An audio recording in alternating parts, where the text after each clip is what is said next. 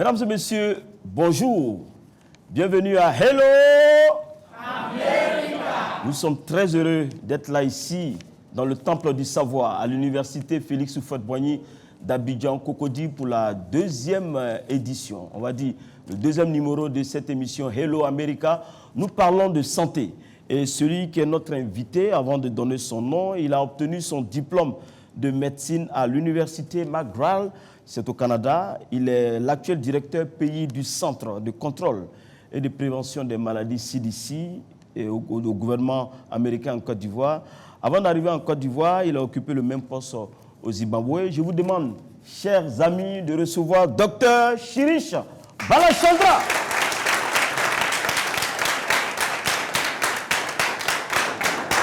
Docteur, merci. Voilà. On s'assoit. Je vous demande de l'applaudir très, très, très fort. Parce que son calendrier est hyper chargé. Dr Shirish Balachandra, en off, là-bas, on parlait de comment devenir docteur médecin. En Côte d'Ivoire, je crois que c'est 8 ans, non? Ou 7 ans? 7 ans. Alors, on va lui demander, chez vous, là-bas, aux États-Unis, comment le processus? Merci. Bon, merci d'abord de m'avoir accueilli ici. Je peux dire aussi Hello Côte d'Ivoire, si ça se permet. Aux États-Unis, d'abord, après avoir terminé le lycée, on doit faire 4 ans d'université. On sort avec le bac. Puis, c'est à ce moment-là qu'on doit postuler encore pour l'école de médecine. L'école de médecine est mise à part. Donc, à ce moment, on postule pour l'école de médecine. Si on a l'entrée, on fait l'école de médecine pour 4 ans encore. Donc, maintenant, on a fait 8 ans après le lycée. Et puis, si on termine l'école de médecine, on a un diplôme, mais on n'a pas le droit de pratiquer la médecine. On est obligé de faire encore de la formation en pratique, ce qu'on appelle la résidence. Ça, c'est un minimum de 3 ans, mais ça dépend de la spécialité.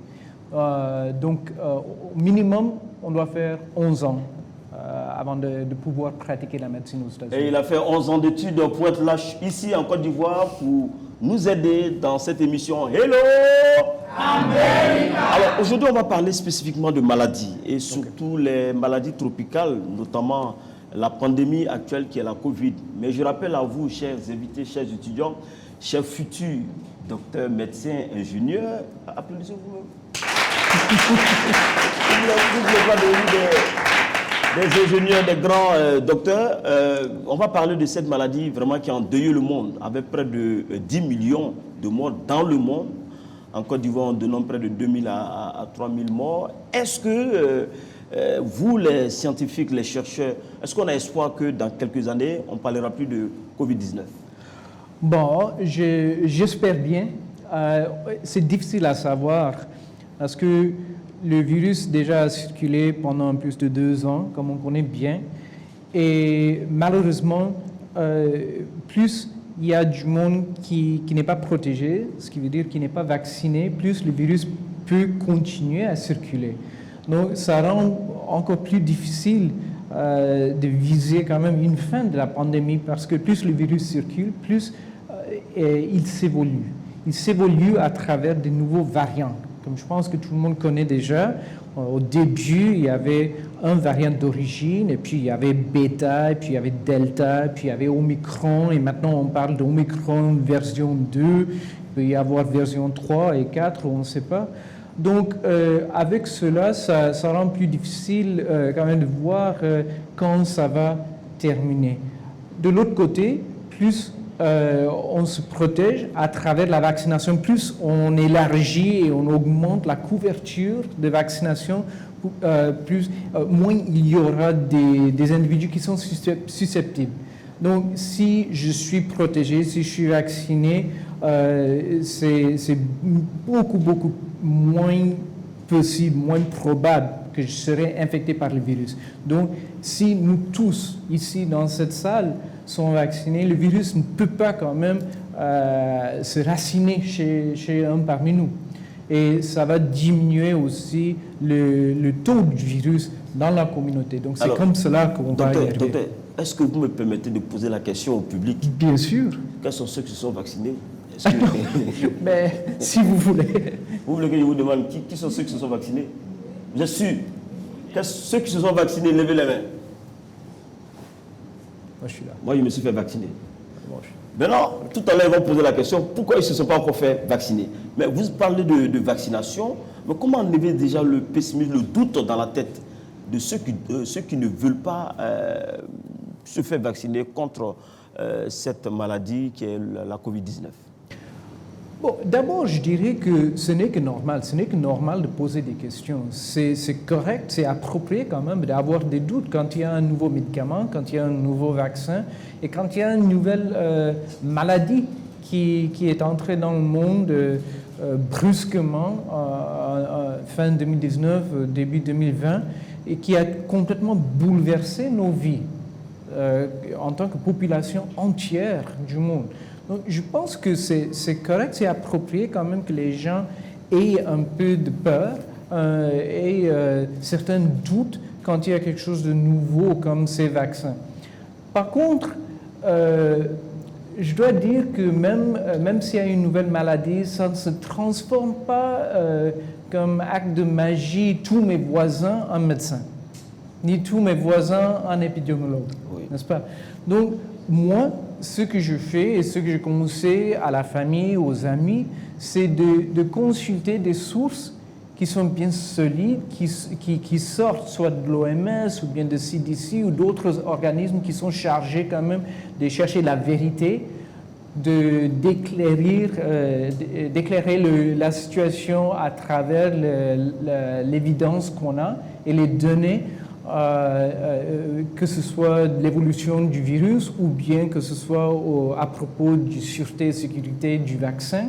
Et je pense que c'est à travers ces sources-là qu'on aura plus de confiance et on se sentira de plus en plus confortable avec la vaccination.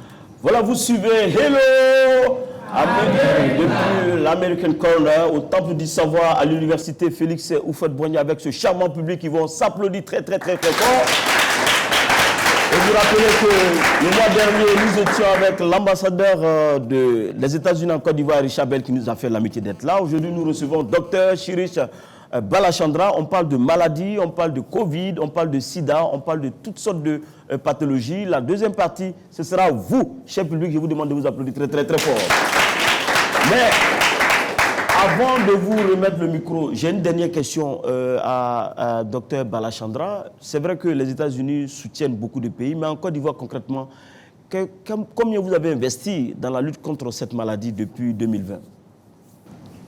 Depuis sur le déclenchement en 2020. Ah, ça c'est un peu difficile à savoir parce que c'est toujours en train de changer. En fait, on vient d'annoncer tout récemment encore une autre initiative qui s'appelle Global Vax, qui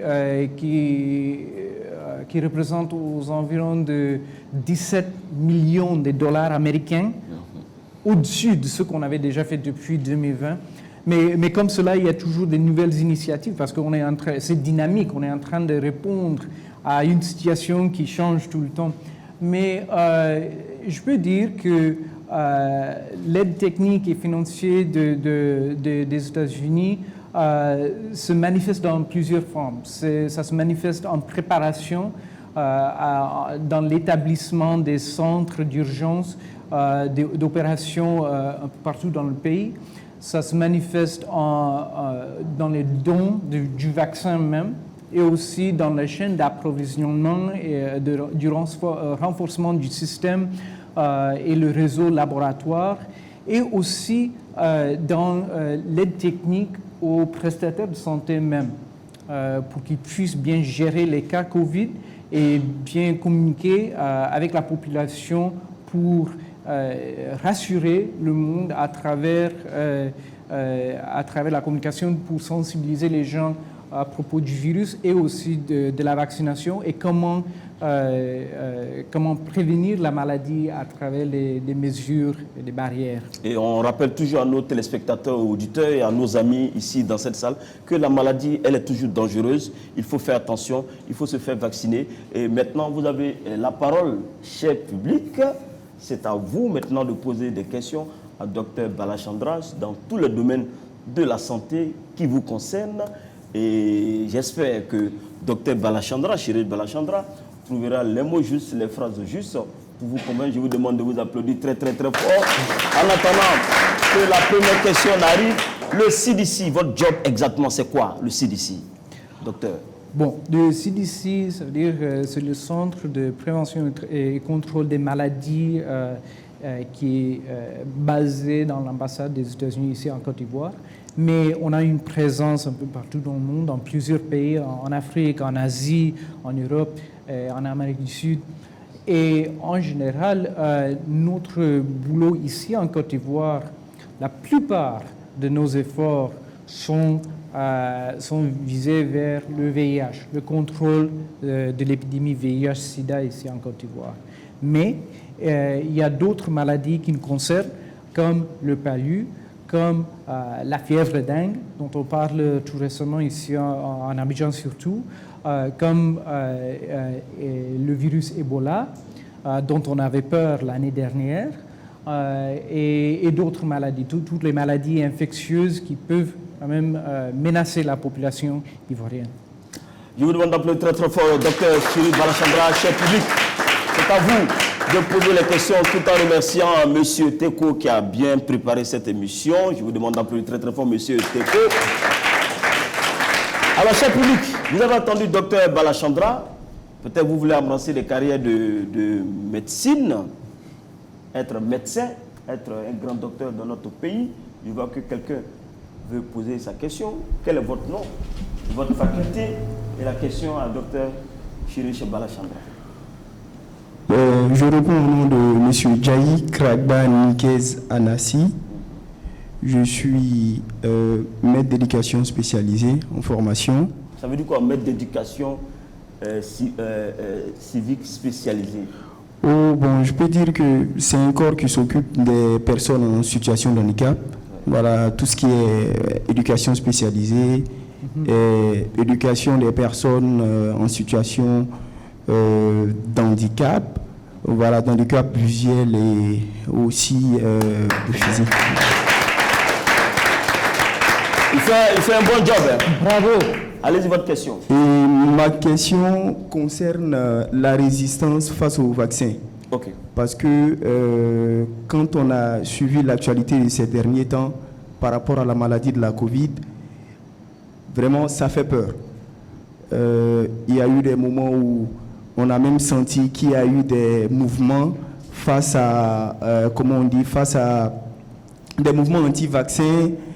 Il y a eu des posts, c'est-à-dire des vidéos, voilà, pour dire que les vaccins, ça contient des agents qui vont après même constituer des dangers pour les personnes qui se sont vaccinées.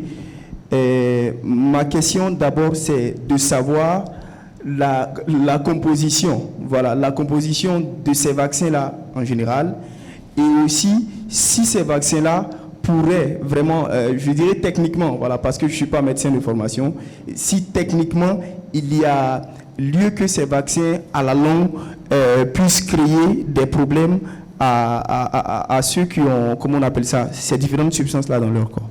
Le docteur Chirurgie va vous rassurer. Moi, j'ai fait 2 doses. Hein. Je pense que j'ai fait Pfizer. Pfizer, ça vient des États-Unis. Que répondez-vous à sa question, notre cher ami qui fait un grand travail auprès des personnes handicapées? Donc, merci beaucoup, non seulement pour la formation et le travail que vous allez faire, mais aussi pour la question. Et d'être honnête, parce que, comme j'ai dit, ce n'est que normal quand même d'avoir des questions. Et il faut se poser des questions. Il faut poser des questions aux autorités avant de prendre quelque chose. Il faut savoir, parce que nous-mêmes, on doit avoir confiance dans quelque chose. On doit pas tout simplement suivre sans penser, sans réfléchir. Ce que je dirais, c'est que tous les produits qui sont ici en Côte d'Ivoire, en tant que vaccin COVID-19, sont autorisés par l'OMS. Et pour être autorisés par l'OMS et certifiés par l'OMS, tous ces produits doivent être analysés, étudiés et expérimentés d'une manière très, très profonde. Il y a plusieurs manières de créer des vaccins. Il y a des vaccins qui sont faits comme Pfizer et Moderna à la base de la matière génétique du virus même, la ARN.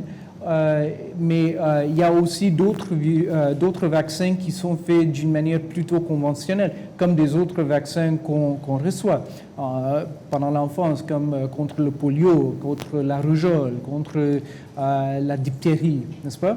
Donc, au niveau technique, il y a des différentes manières quand même de produire un vaccin, mais tous ces produits ont été subis quand même à un processus très très profond avant d'être certifiés, avant d'être qualifiés par l'OMS. Et heureusement, on est dans une situation assez intéressante. On a plus de 5 milliards de personnes partout dans le monde qui ont reçu ces vaccins. Donc, à mon avis, moi, ça me donne beaucoup de confiance dans cette sûreté et sécurité. On n'a jamais eu tant d'expérience avec un vaccin de cette manière dans 2 ans. Donc moi, je suis encouragé quand même que vous avez reçu la première dose. J'espère que vous allez recevoir la deuxième et si nécessaire, un rappel même. Moi, je me suis fait vacciner non seulement avec les 2 doses de Moderna au début, mais aussi un rappel parce que après un certain bout de temps, comme le ministère de la Santé et de l'Hygiène publique a annoncé récemment, après une certaine période de temps, le système immunitaire a besoin quand même d'un rappel pour continuer cette protection, pour maintenir la protection contre le virus. En tout cas, on vous encourage à toujours vous faire vacciner, mais il a dit quelque chose d'important, vous allez revenir là-dessus. Il dit les stéréotypes, ça se passe beaucoup sur les réseaux sociaux, où il y a des stars même du monde dans le sport qui invitent même les uns et les autres à ne pas se faire vacciner. Comment il faut enlever tout cela dans la tête des uns et des autres en disant que si on ne se vaccine pas, si on la contracte, mais c'est direction cimetière. Malheureusement, honnêtement, rien n'empêche des gens de raconter des histoires. Ouais. Moi-même, si demain je me mets à la télé, pareillement en disant que les gens, en racontant des histoires qui sont complètement fausses à propos du virus, à propos des vaccins, qu'est-ce qui va m'empêcher? Donc, il va toujours y avoir ce risque, cette possibilité des gens qui suivent des autres, mais d'une fausse narrative, n'est-ce pas?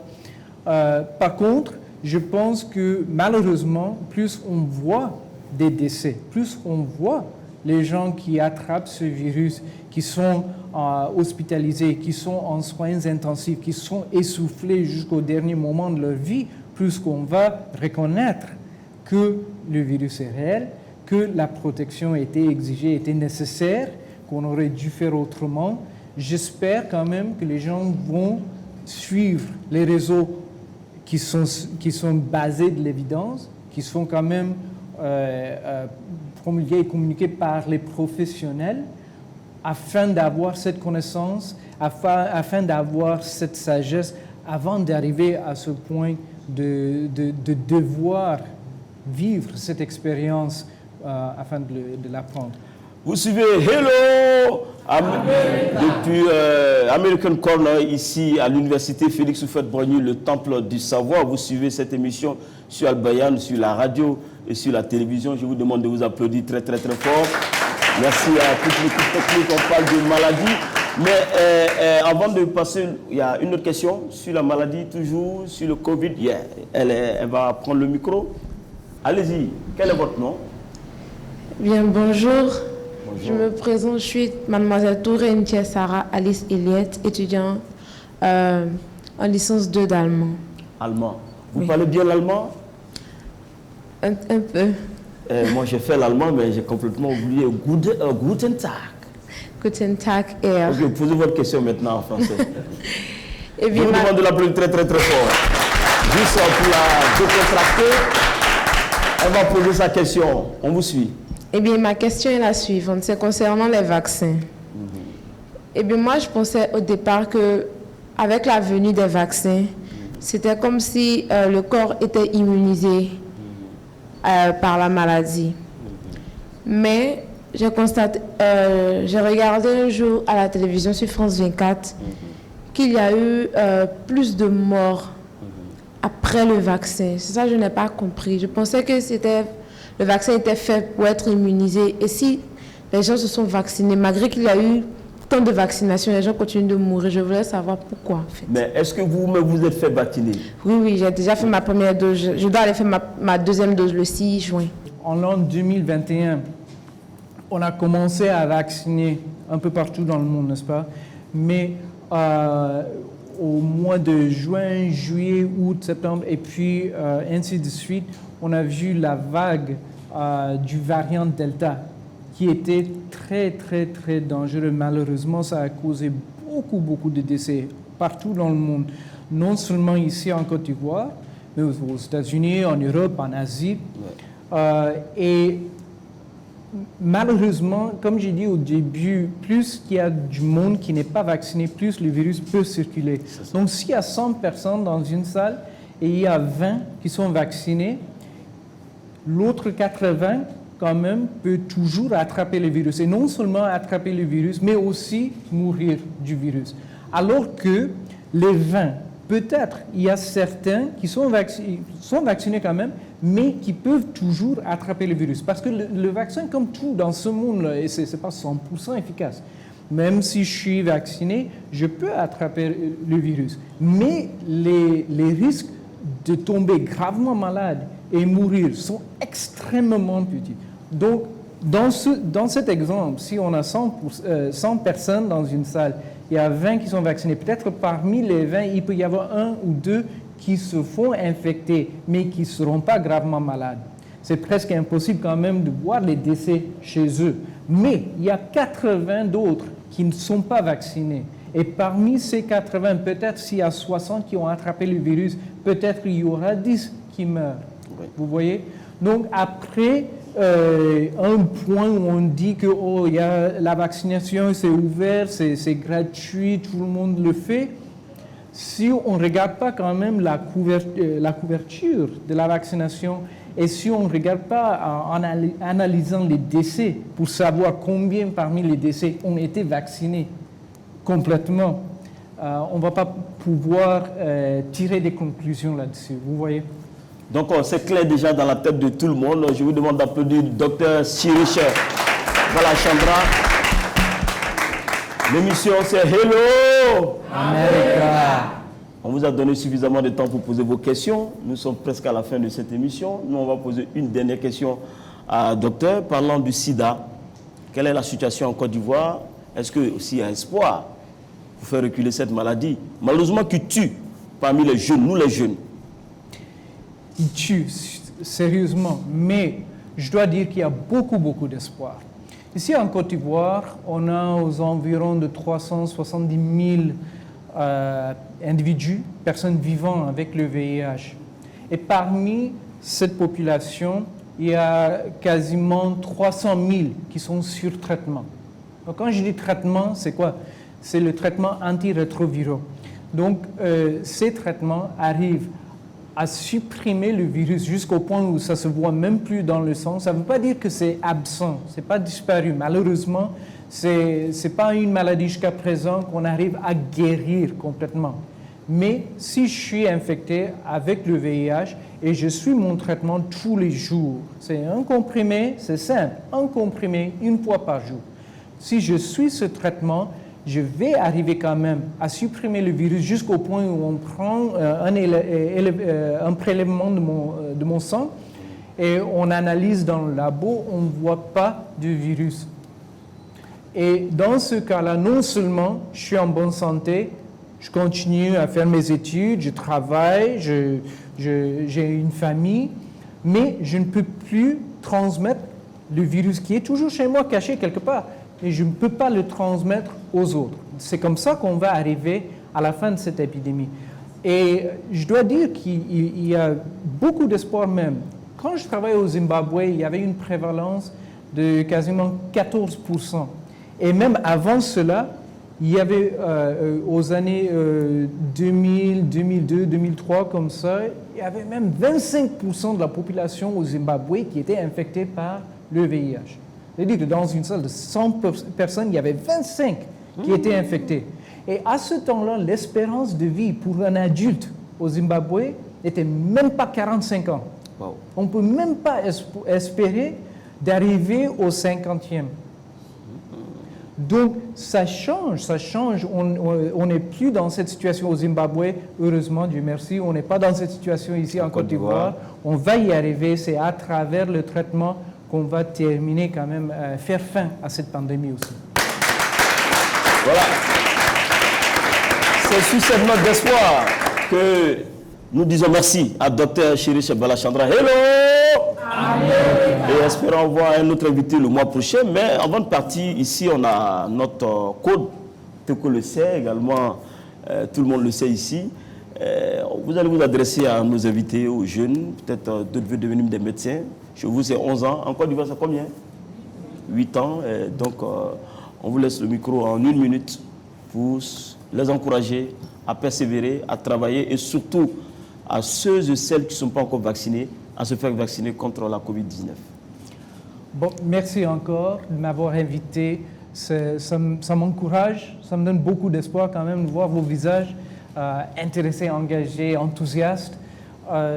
Pour moi, le trajet de devenir médecin et puis de professionnel en santé publique, ça m'apporte beaucoup.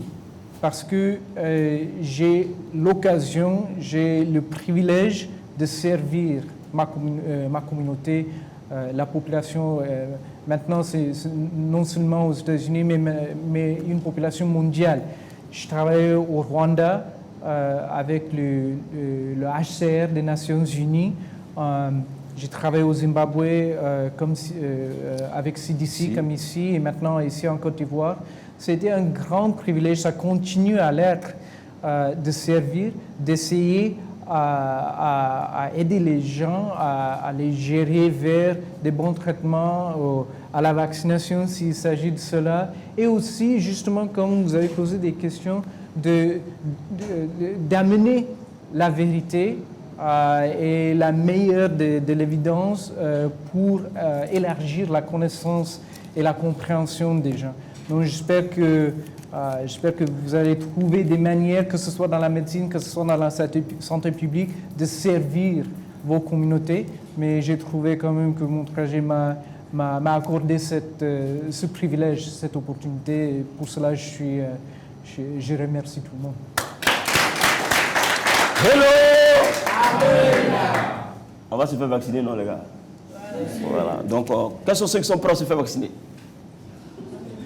Ah d'accord, pour la deuxième dose. Voilà, c'est la fin de cette. Merci beaucoup, Dr Balachandra. Merci à notre caméra woman, Doussou Sissé, à Sissé Tcherno, à Dosso, à M. Yobois, en tout cas à notre photographe de la maison, M. Sanogo, à mon jeune et petit Diara, le Bamanacher, en tout cas à tout le monde, ceux qui sont à la régie, à Koges, à M. Koulibaly, à M.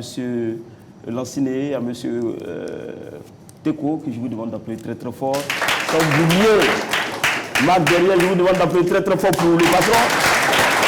On recevra bientôt ici, sur le plateau de Hello America. N'oubliez pas, je n'oublie pas que c'est l'effort qui transforme une vie en destin. Le mois prochain, on se retrouvera. Hello America.